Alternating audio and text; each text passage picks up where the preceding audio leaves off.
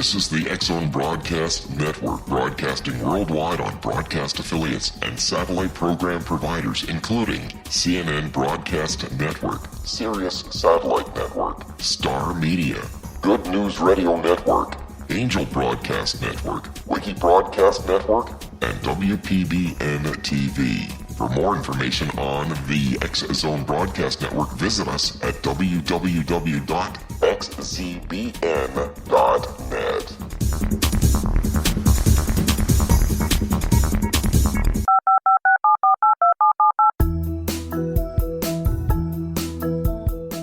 Did you know that when you're on the road with limited data or Wi-Fi, you can still listen to the X-Zone Radio Show with Rob McConnell, The Science of Magic with Gwilda Wiyaka, X-1, Dimension X, Space Patrol, and every minute of the X-Zone Broadcast Network by calling 213-401-0080, courtesy of Audio Now. No smartphone, app, or internet needed. It saves your data plan, and it's free if you have unlimited minutes. Call 213-401-0080 to listen on any phone, anytime, anywhere. Remember, 213-401-0080 for the best of the paranormal, parapsychology, and sci-fi radio programming anywhere, 24/7, 365.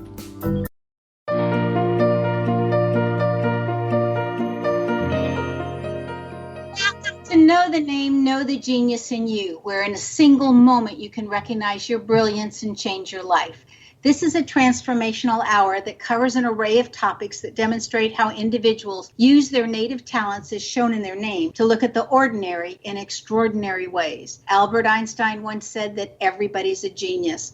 Why would one of the smartest people on the planet declare that everyone is a genius unless he knew that to be true?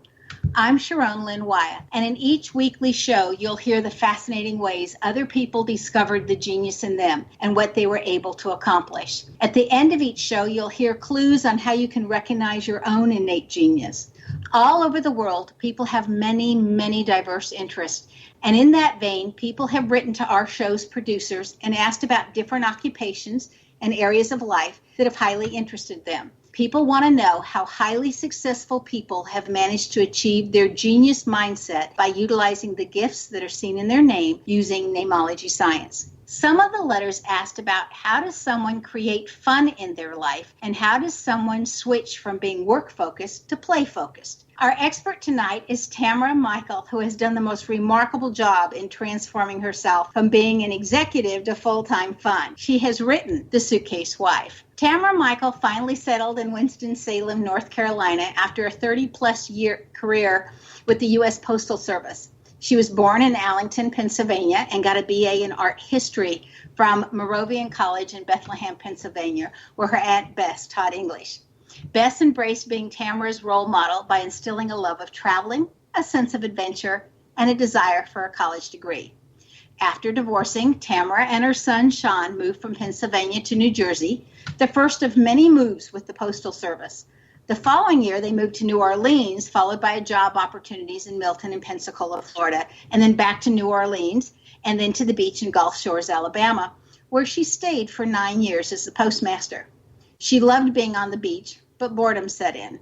A one-year detail in Washington, D.C. beckoned, assignment to the U.S. Postal Service Pro Cycling Team, which sponsored the infamous Lance Armstrong. Well, after a year in D.C., Tamara moved to Dallas, Texas for a sales rep detail, only she got called back to D.C. to pull an important cycling sponsorship weekend out of the fire. Following a reduction in force, Tamara moved to Winston-Salem and finished her career as postmaster of Clements.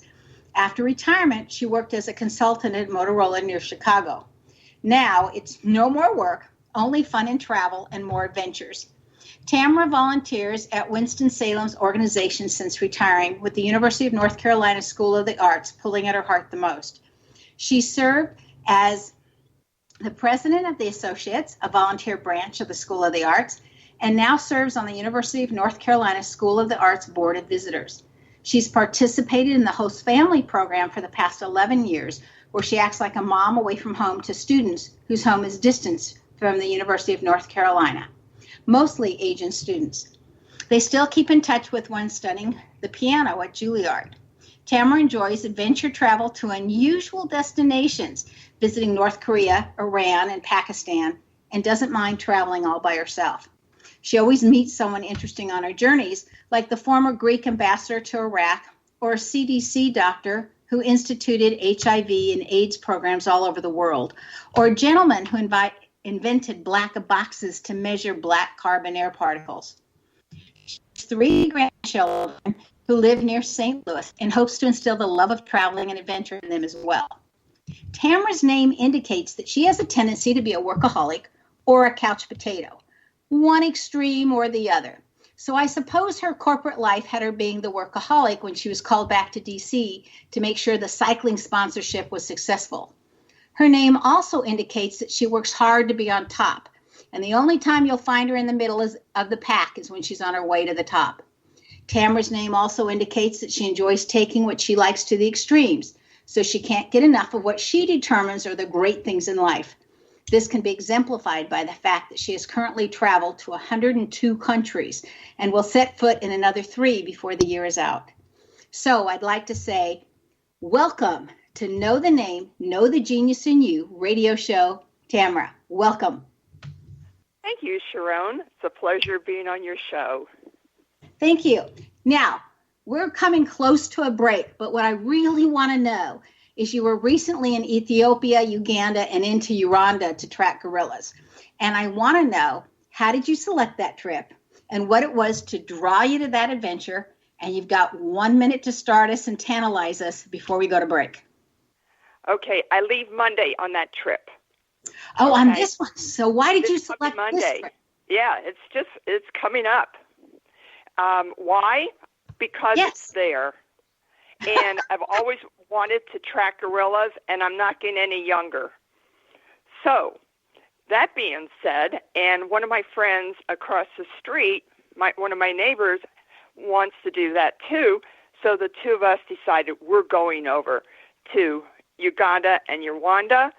And then we decided while we're in Africa, well, let's do something else. So we decided we're going to Ethiopia first. Stay tuned to Know the Name, Know the Genius in You. And after the break, we'll find out why Tamara decided to travel to unknown places versus where most tourists travel.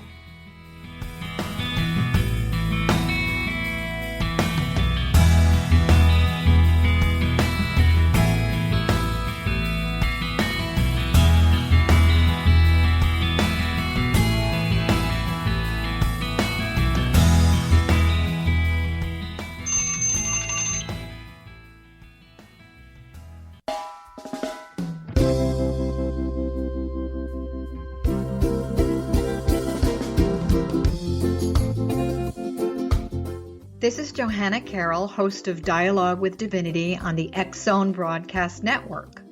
While walking along Kanapali Beach in Maui this past year, I kept discovering all these shells and coral in the shape of hearts. My dialogue with Divinity was very simple. Do you want me to do a retreat to heal people's hearts in Maui next year? And of course, the answer was yes. As a master spiritual teacher, I am offering you a neat retreat called Rise, May 8th through the 12th, 2017, and the chance of a lifetime to rest at a 5-star resort for 5 days and experience a spiritual renewal of your heart and soul. Kanapali is one of the top 5 beaches in the world. This stunning resort has undergone a $40 million renovation. I walked the entire property, checked out the room choices on your behalf, and I must say it is stunning. Our conference room faces the ocean with sliding glass doors. Maui is known as Mother Maui because it is a soft, gentle, healing energy. In the embrace of Mother Maui, you will feel yourself rising from the limitations of an ordinary life to an extraordinary journey of peace, bliss, and harmony. A greater sense of clarity. Our Rise retreat ignites renewal in the sacred elements of air, water, earth, fire, and wind. There's plenty of free time to enjoy all that Maui has to offer. A small deposit is required now to reserve your space, as this retreat, it will sell out. For more details, please go to johannacarroll.com and register today. Aloha, and I'll see you in mystical Maui.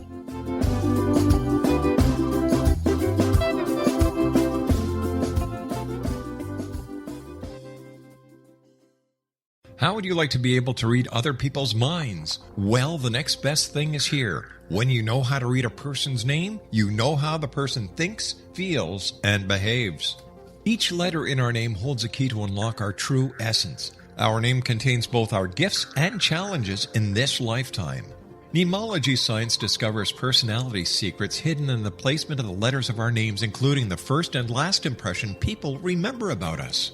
Sharon shows us how to interpret the arrangement of letters as outlined in her book, Know the Name, Know the Person. Sharon Lynn Wyeth created mnemology science after 18 years of research and testing her theories, and has supported thousands of people around the world in understanding themselves and others better. You'll enjoy Sharon's unique teachings as she shares her system to learn the gifts behind your given birth name. Even if you don't like your birth name, there are jewels in this book. If you're thinking of changing your name, ready to name your child, or wanting to get along better with others, this is the book for you. If you'd like to improve your relationships and change your life for the better, get the book today, Know the Name, Know the Person, or visit www.knowthename.com. That's www.knowthename.com.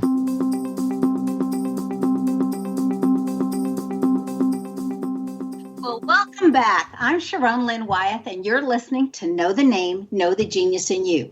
Our guest tonight is Tamara Michael. Before the break, Tamara was answering questions about her upcoming trip to Ethiopia, Uganda, and Rwanda. Please continue with what you're going to tell us about the different things you're planning on seeing and doing and how you picked this particular trip. Well, first of all, we were supposed to just go to Rwanda and Uganda to see gorillas and do safari and see the tree climbing lions and chimpanzees. And then my friend Evan and I have decided that, well, let's go to Ethiopia first. And so we looked at some tours, and they just didn't measure up. So then we hit upon this one tour.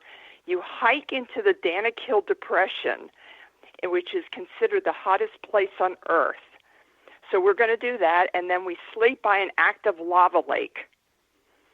And we just have to watch out for scorpions, and it's just going to be an adventure. And we've always wanted to do this, after we read the description of the trip, and it fit right in with the timeline. And it was great. So we're just really looking forward to it. And I'm bringing marshmallows to roast over the fires, the coals, the lava lake. Are you going to have s'mores like we had in Girl Scouts? No chocolate. I'm not taking chocolate over there, and I don't think I'm taking graham crackers either. Okay. Now, I happen to know that you're one of our senior citizens, just like a lot of my friends are. And so I want to know, and I think everybody else would like to know also, is how do you stay in shape and fit for all these wild adventures you go on? Like this one, you're going to hike in. I know you've ridden camels, different places, and horses, and hiked. And so what are you doing to stay in shape so that you're able to do all of this traveling? Oh, that's a great question, Sharon. What I do is I work out 3 times a week. I like to do it every other day, and then I also walk. And I've done like 9.5 miles to get ready for this a couple times, just so I know if I can do 5, 6, 7, 8 miles, I can do 9.5. So that's no problem. But you eat well, and you just got to keep your weight down. End of story. That's it. You really excel at finding places off the beaten path. So how do you go about selecting your trips, since so many of them are in really unusual places versus where most tourists would think about going? Well, right now I'm into ticking off countries visited. So I just try to group them in 3s. And then in the summer, I'm going to Poland, Lithuania, and Belarus. So I just start researching these different countries, and then I put the package together, sometimes with another tour group that I find when I Google and do the research, or I do it on my own and then just piecemeal it together. It just depends on where I'm going and what tours are offered. And sometimes friends want to come with me, so I have to consider that. And there's other times I just go by myself. Sometimes I use a tour company or a travel agency, but I'd say most of the time I try to cobble a trip together myself. Well, I remember when you and I went to Russia together, and I was doing research for namology, and you were helping me see the patterns and pointing out different things about that, which I really appreciated. So what advice would you give to someone else to help them select where to visit? What's in their heart? I'm sure everybody, given the opportunity, say, geez, I always wanted to go there, or I wonder what that place is like. Start there and then build on it.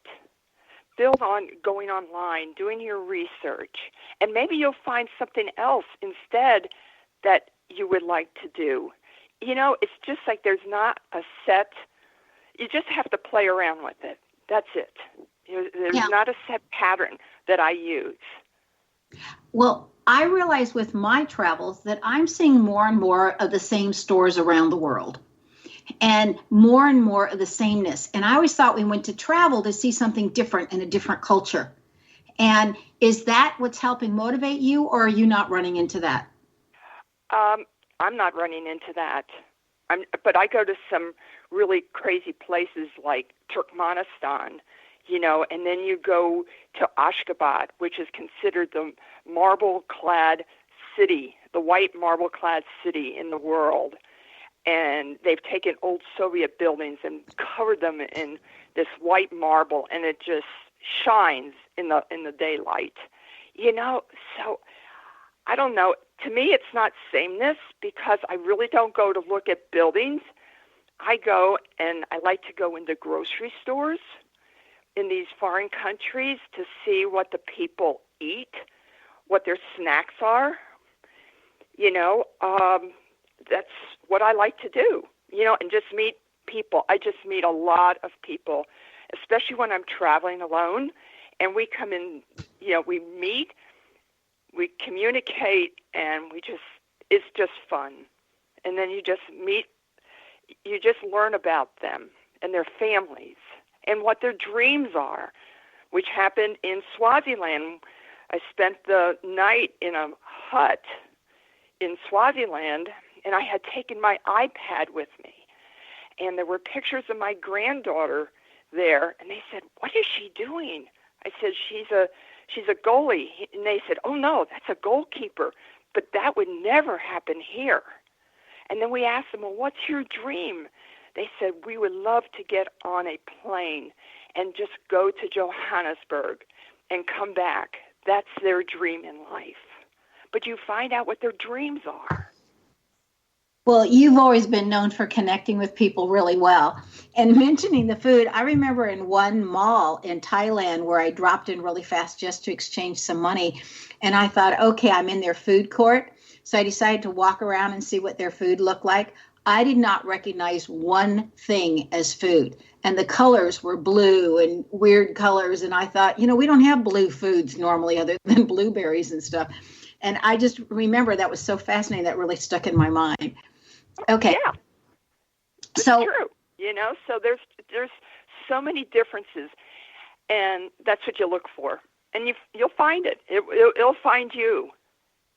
Okay. So you've been doing this now for a while. So what we'd like to know is, how did you separate yourself from your regular job and getting used to getting up every morning and going to work, and then made that transition and decided to pursue traveling for your hobby? It was almost like, I hate to say this, it was almost like a death, because I was so left brain oriented my whole career. And then I had to learn a different way of life. basically after I retired. And then I just started gradually traveling more and traveling more and traveling more and stepping outside the box. You have to step outside the box and try new things. And even now, I do it. Or else, because I think I know a certain way of traveling, but there are other ways, and other ways of looking at things when you're out there. Well, we know that the only constant in life is change, but right. You've got to get over your fear of change and able to step out of the box. So how did you do that? You just do it. I know that sounds trite, but you just have to do it. Just take little baby steps.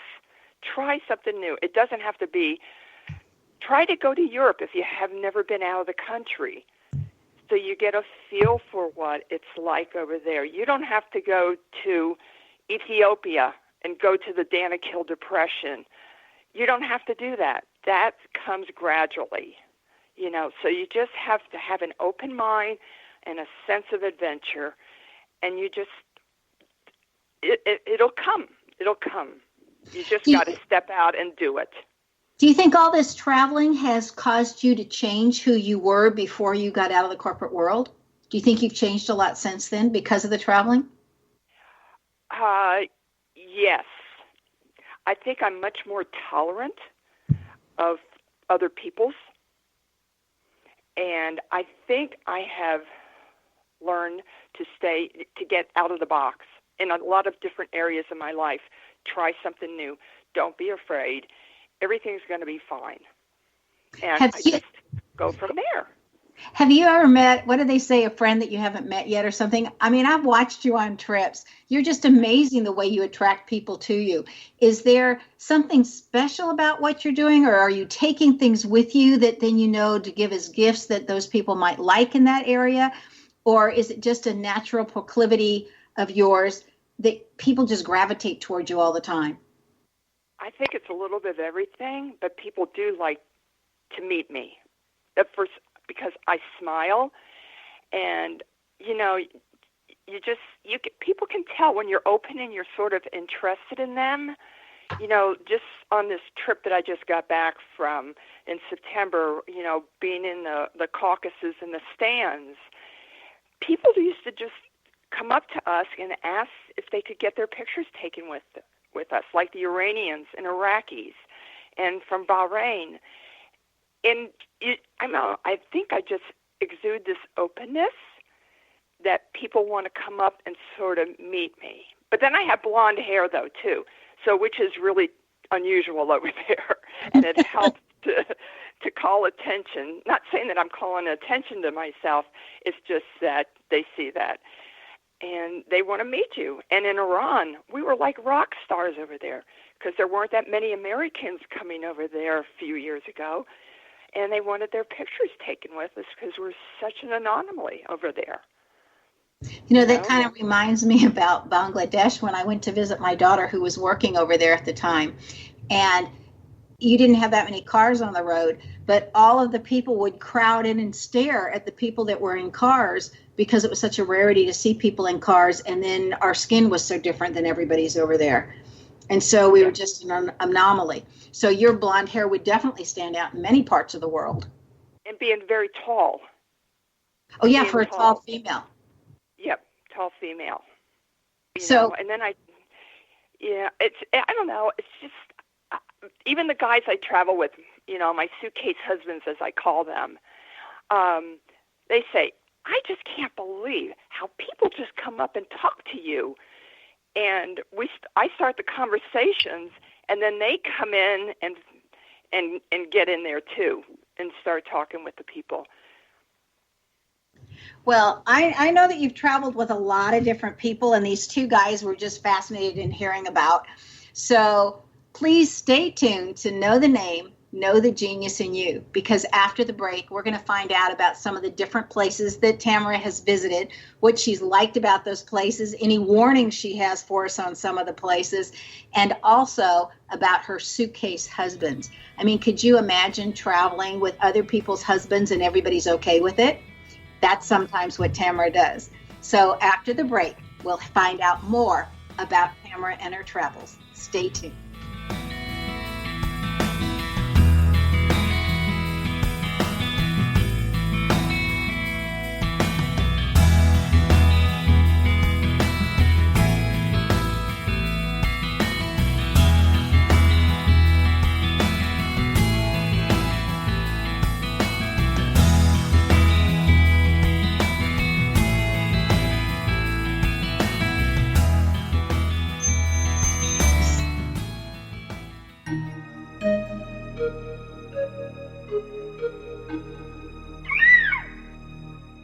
While science pursues fact, magic accesses the quantum level, bridging random facts to form truth.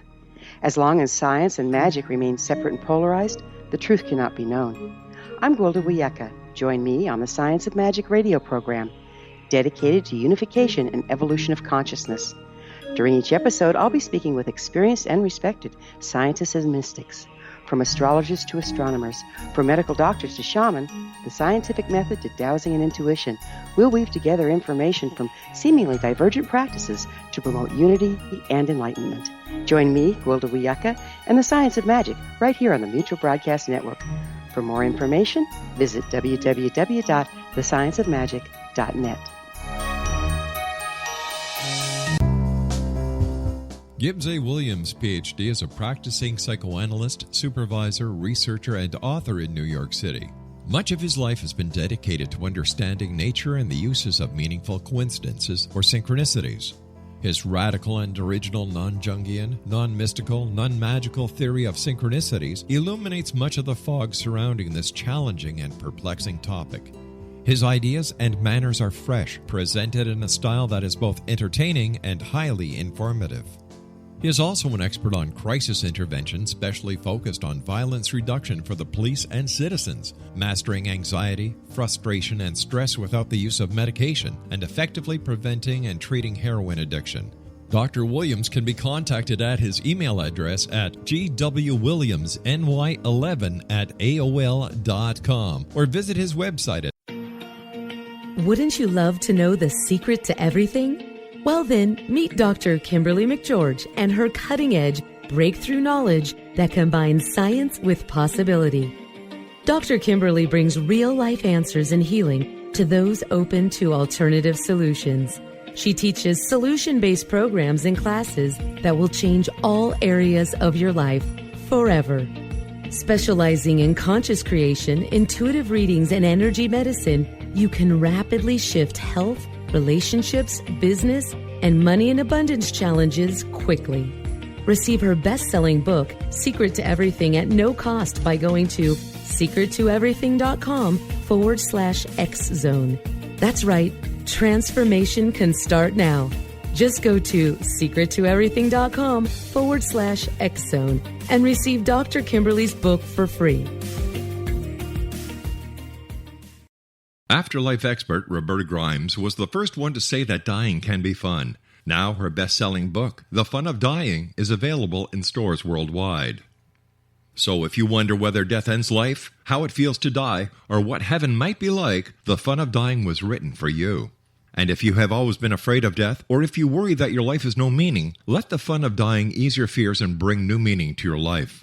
Nothing said in The Fun of Dying is based on the teachings of any religion. Instead, Roberta draws on evidence to explain how death happens, how it feels, and what comes next.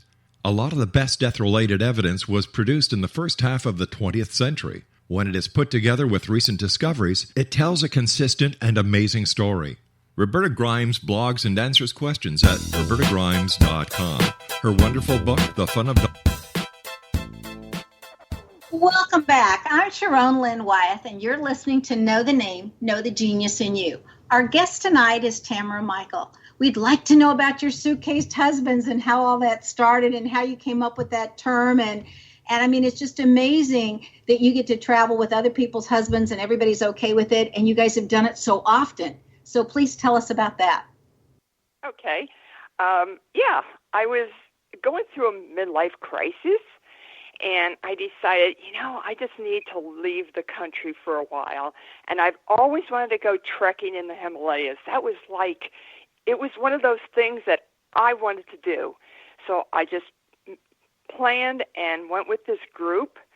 And on the way over, there were these two guys, and they came up and started speaking with me. Well, it turns out that they were from the Philadelphia area, just like I lived north of Philadelphia in Allentown, Pennsylvania. And when we were in college, I went to Moravian College in Bethlehem, Pennsylvania. They went across the river to Lehigh University. So we had all these things in common. Well, anyway, they were just a delight to travel with for 3 weeks through the Himalayas and Nepal and whitewater rafting and everything else. And we had a great time. And they said, oh, let's do this again. And, it's always party promises. Yeah. Okay, that's not going to happen. Well, it did. So the following year, I went with one of the guys and his wife and another group, it was a whole group, and I met them out in Vancouver. And we were sitting at the table, and he introduced, it's all in the book. Anyway, he introduced his wife to the waitress and then said, oh, and she's my second wife. So hence the suitcase wife. That's how it turned out to be. And now it's not unusual for us to start planning a trip, like maybe about every 3 years or something like that, or 2 years. And the wives are fine with it. I know them really well. And, it's a win-win-win situation. The guys, the wives get to get rid of their husbands for 3 weeks, and they can go and do whatever they want to, all right? And they don't have to be there with their husbands and getting them breakfast and everything else. And the guys win because they get to travel with me, and I win because I have that two guys have my back, and we all really get along well. The synergy is fabulous. And people, even the guides, said, we love traveling with the three of you because you get along so well, and we have so much fun together. And we get into situations. I mean, it's just fun. It's just fun. Could you tell us more about your book and how it's different than other travel books?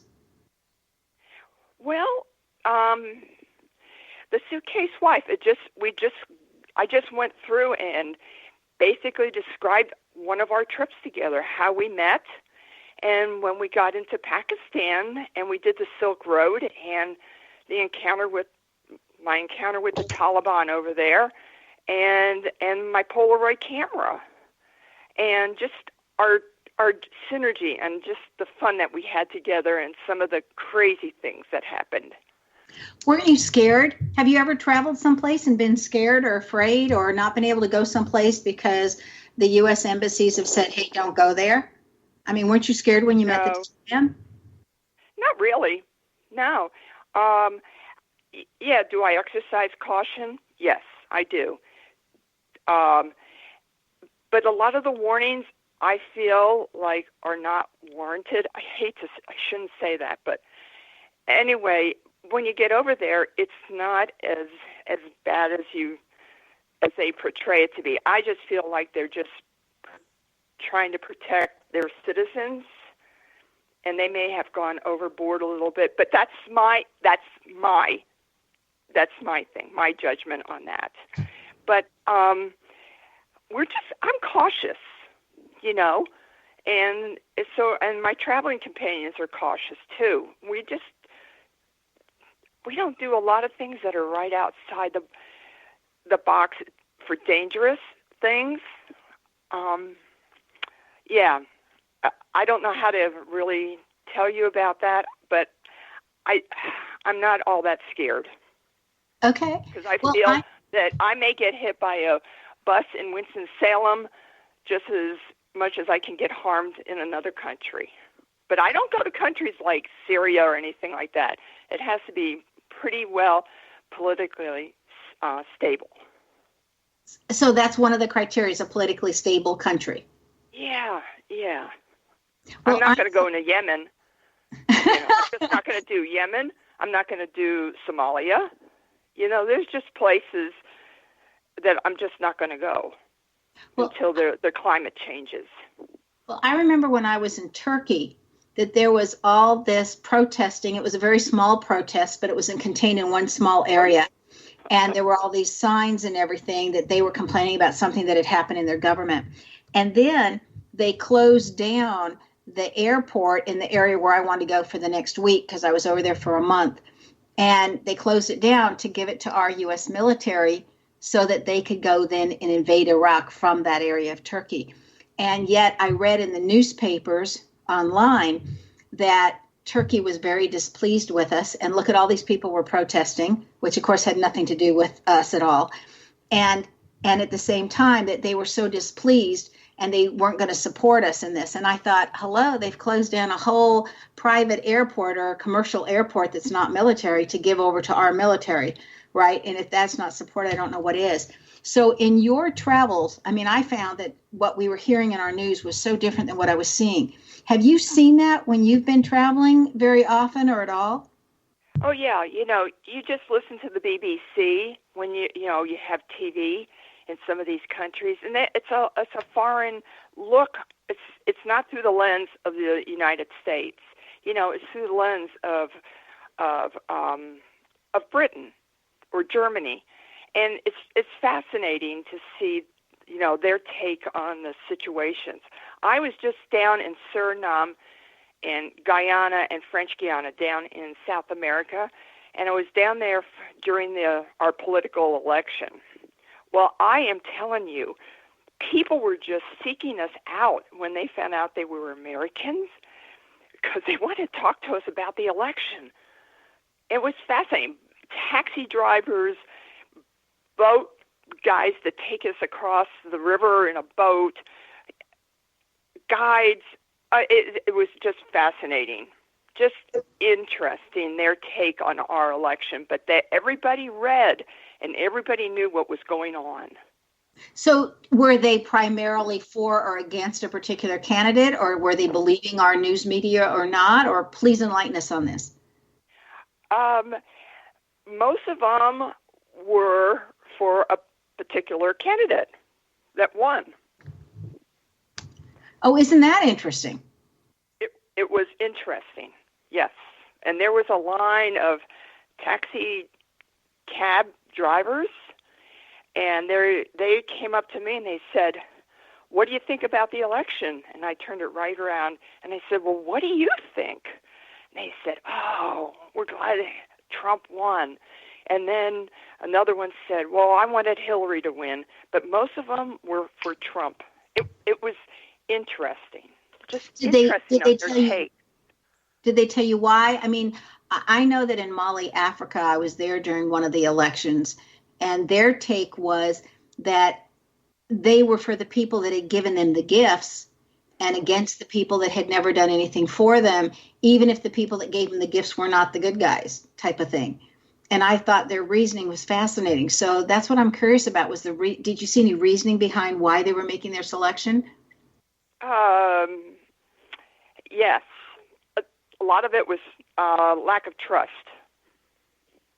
Oh, that's all I can say. I just don't want to say anything more because I just don't want to make a political, statement and everything else. But it's interesting to see their points of view on different things that are happening in the United States, and they want to talk to you about it, and they want to talk to Americans. They want to know how you feel too about certain situations. Well, it's interesting because one of the questions I had ready for you that I wanted to know was, does being an American help you or hurt you when you're going traveling? Because I consider you an ambassador of a goodwill person. But have you found being an American is dangerous to claim that in some places and yet helpful in other places? Or how do you feel about that? I don't mind claiming that I'm an American when I travel. I really don't. They consider us, they're curious They want to meet an American. A lot of these people from Iraq or Iran that we just ran into over in Central Asia, you know, where they were touring, and they just wanted to be with an American, just to see us, how we live, and what our dreams are, and I don't know. It's just fun. It's just fun, and I've never had a problem, you know, with we hate Americans. I think that's fabulous to hear, because I'm aware that many younger people that I know that are traveling, that are in their 30s, will often claim that they're from Canada, thinking that that's a safer thing to do than to claim that they're from America. So it's wonderful to hear that you're not encountering that problem. Do you think Not at all. Do you think that your age has anything to do with that also? It might. And I think also with being a taller woman, you know, and there's a presence there, and that could help. You know, I don't know the whole answer on that one. I'm just telling you what I've experienced over there, and I just don't have any problems. When I travel by myself, like to Brunei or Singapore or Malaysia, to Kuala Lumpur, I have no problems. You know, I think that's wonderful, because a lot of women, I think, would like to get out and travel like what you're doing, Tamara, and are a little bit hesitant or scared to go traveling by themselves. But like you, I have found that when I've traveled by myself, you're a lot more approachable, because people go, how come she's by herself? And so then they come to include you or join you in. You've also... Oh, yeah, they're curious. They're Yes. just curious. But that should never stop anybody from traveling. You know, I'm not saying that everybody goes by themselves straight out of the box, you know, when they decide that they want to travel. But go with a company, you know, that caters to single women, you know, and that helps you to get your confidence that you can venture out a little bit more on your own, because you know you have that safety net in the back. Real quickly, is there one or two or more companies that you have found offer very good tours that are very interesting and a good place to start for somebody who wants to take a tour to a different place? Yes. And it's overseas adventure travel. I've had really great luck with them, and I just enjoy their tours, and they have single women on there. We'll continue after the break. Stay tuned. Know the name, know the genius in you. And after the break, we'll hear more of Tamara Michael and her stories.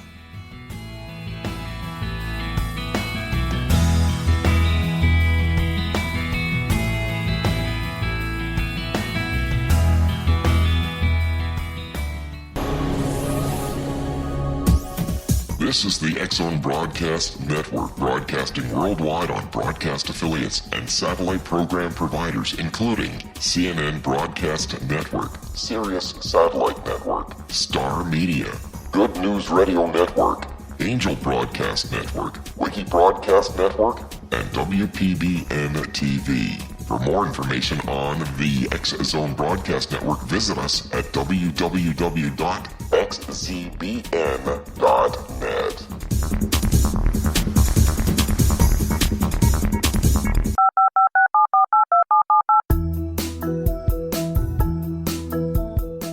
Did you know that when you're on the road with limited data or Wi-Fi, you can still listen to the X-Zone Radio Show with Rob McConnell, The Science of Magic with Gwilda Wiyaka, X-1, Dimension X, Space Patrol, and every minute of the X-Zone Broadcast Network by calling 213-401-0080, courtesy of Audio Now.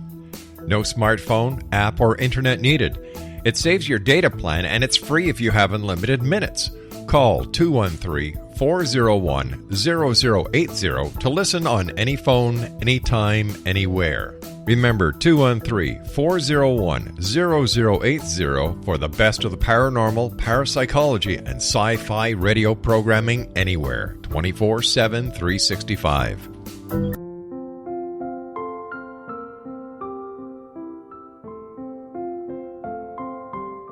I am Dr. Dr. Carl O'Helvey, founder, president of a new cancer foundation focusing on evidence-based physical, mental, and spiritual interventions, including natural cancer cures, prayer, meditation, affirmations, nutrition, and other related holistic cancer prevention and cure modalities. These are used in cancer education, research, and financing care. I ask for your help to continue this important work by donating at www.holisticcancerfoundation.com.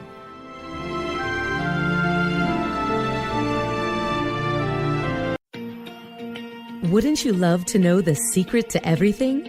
Well then, meet Dr. Kimberly McGeorge and her cutting-edge breakthrough knowledge that combines science with possibility. Dr. Kimberly brings real-life answers and healing to those open to alternative solutions. She teaches solution-based programs and classes that will change all areas of your life forever. Specializing in conscious creation, intuitive readings, and energy medicine, you can rapidly shift health, relationships, business, and money and abundance challenges quickly. Receive her best-selling book, Secret to Everything, at no cost by going to secrettoeverything.com/X-Zone. That's right, transformation can start now. Just go to secrettoeverything.com/X-Zone and receive Dr. Kimberly's book for free.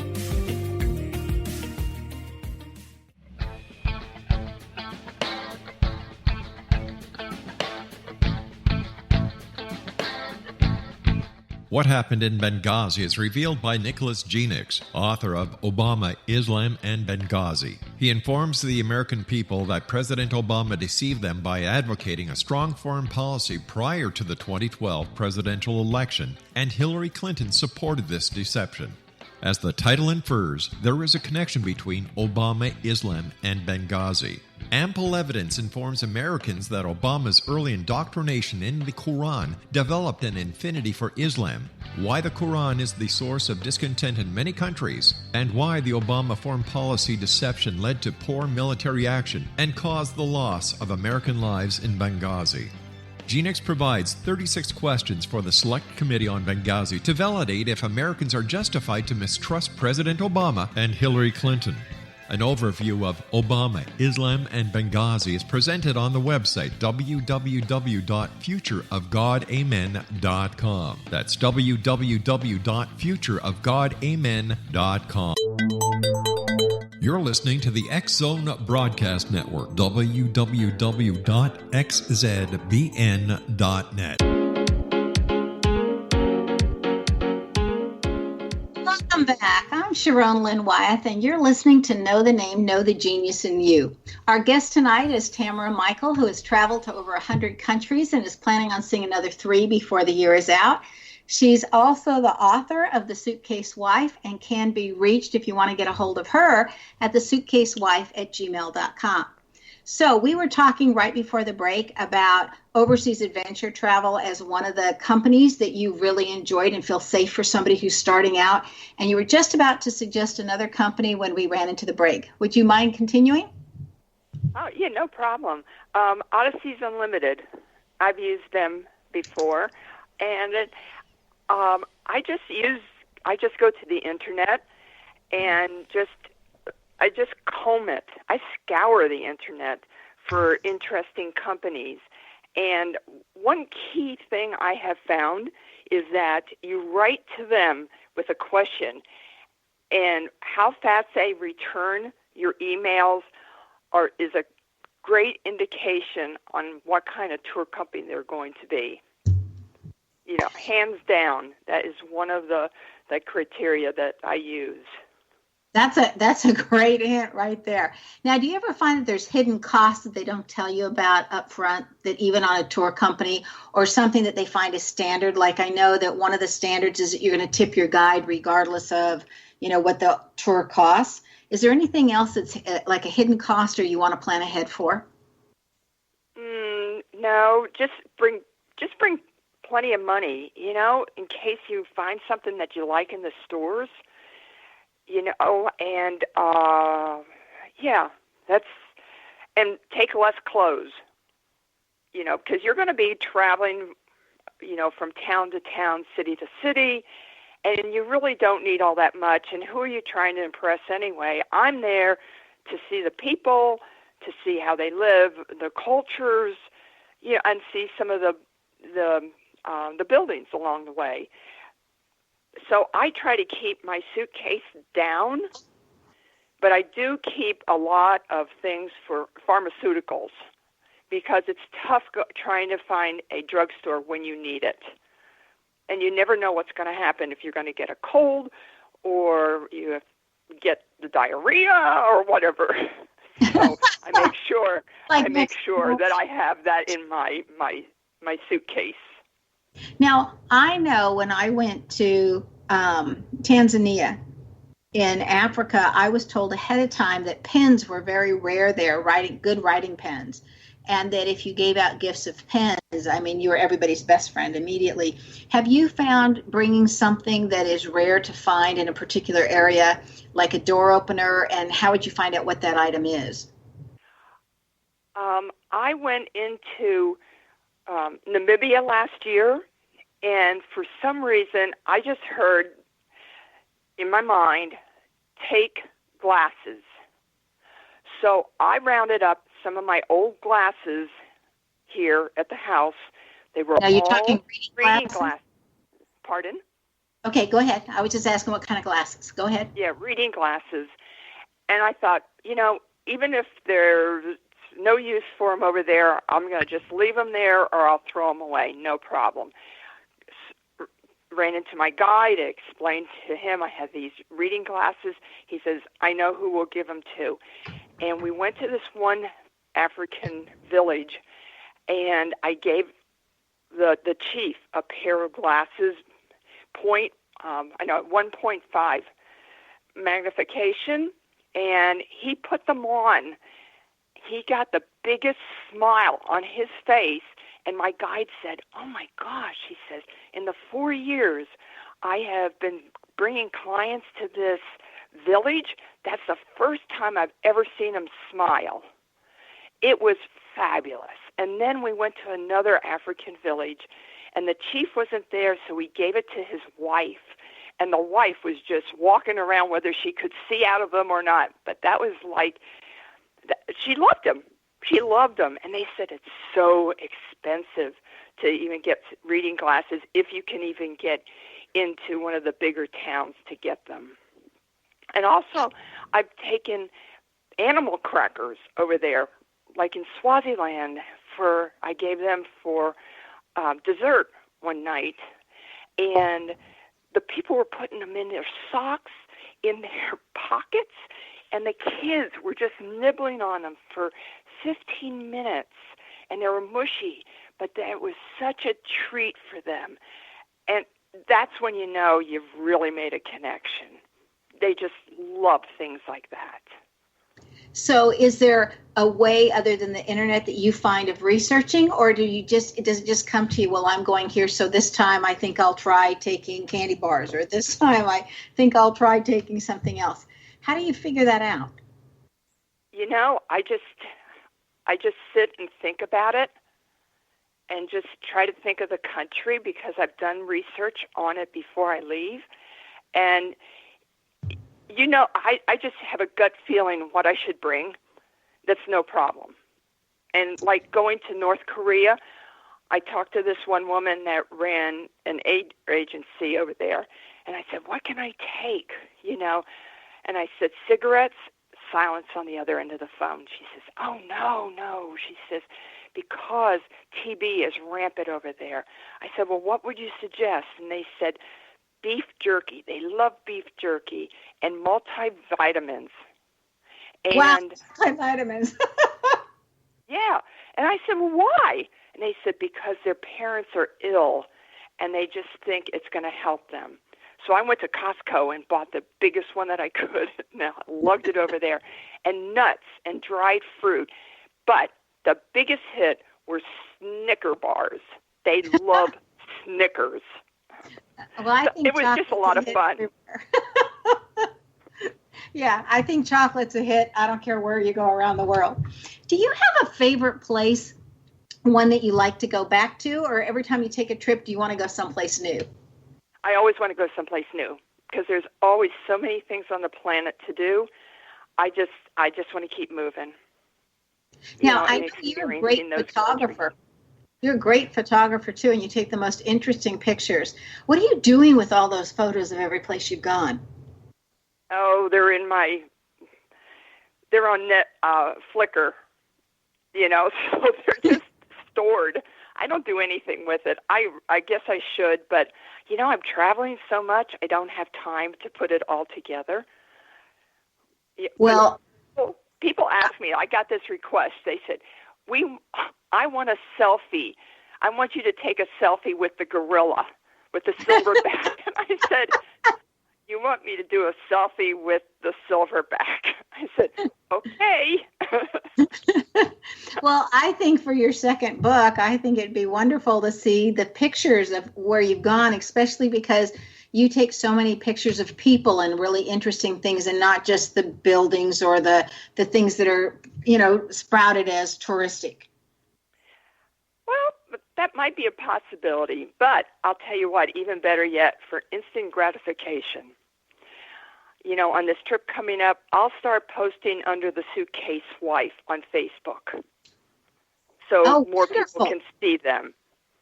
Usually I post it under my own personal Facebook page, but I'll start posting under the Suitcase Wife.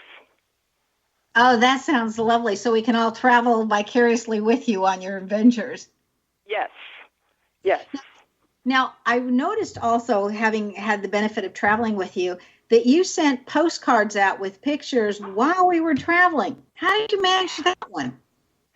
Well, there's this company, AmazingMail.com in Phoenix, Arizona. And I started using them years ago when I was working at the post office. I was in sales at the time. And they were one of my customers. So anyway, what you do is that you go on their website. You can put one of your pictures that you have taken and write up a little narrative on the back. And they have an address listing there. So you just tick off everybody that you want to receive a postcard, and they process it in Arizona and then send it out to all your friends in the United States or foreign. So that's a homemade postcard from wherever you at with what you think is most exciting to take picture. On that same thing, can you put multiple pictures, like some postcards have multiple pictures on there? No, it's one picture. I haven't found out how to do that. I just take one of my favorites and do it. Yeah, I just think that's fabulous. Is there any final words that you'd like everybody to know about traveling? Traveling, don't be afraid. Just do it. Just try it. Your life will be so enriched by going out. It'll be so interesting, and the people that you meet or the experience you have, and just keep an open mind. And just meet the people in the other cultures. And when you think you have a bad day here in the United States, it's nothing. Some of these people over there, they barely have shelter. They barely have clothes. They barely have food. And we are so fortunate here in the United States to have what we have. And that's traveling will really point that out to you very, very quickly. Well, thank you so much for being with us tonight, Tamara. You can order The Suitcase Wife at Amazon, and if you'd like to keep up with Tamara's adventures, you can follow her on Facebook under The Suitcase Wife or contact her through her email, thesuitcasewife@gmail.com. Tamara likes to take things to the extreme, and if you have the letter M in your name, so do you. The letter M takes the letters that are sitting next to it to the extreme, and it's an all or nothing, and whatever those other letters next to it mean, that's what you really want to do well in, and you really want to take those items to the extreme. And you know where your genius lies? I'm Sharon Lynn Wyeth, host of the radio show Know the Name, Know the Genius in You, which can be heard every weekday at various hours right here on xzbn.net radio. And you can find out more about names at knowthename.com.